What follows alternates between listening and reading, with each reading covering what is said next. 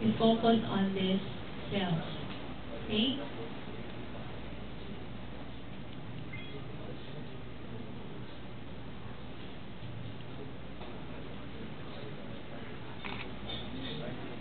There you go. Okay. The capsule of this ganglion is composed of dense irregular connective tissue. Okay? This is the capsule of your ganglion that is composed of a dense irregular connective tissue. This is the characteristic cell, aka ganglion cell. Okay? The ganglion cells are described as large, ovoid in shape, and if you focus closely, you can appreciate the nucleus. These are very large cells. Okay? So this one, yan siya. Okay? That is the ganglion cell, ovoid shaped cytoplasm, or these are large shaped cells, ovoid in shape, with a prominent nucleus in the middle. Okay? The nucleus is oval with a prominent nucleolus.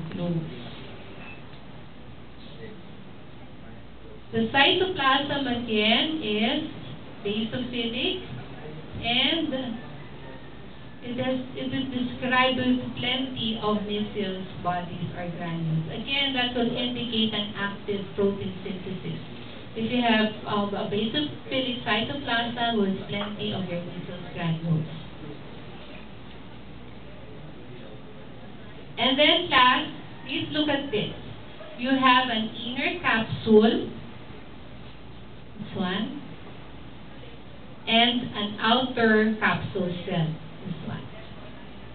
This one. Okay? Then we have there, inside, in the inner capsule, there are supposed to be satellite cells. Hanap tayo ng meron.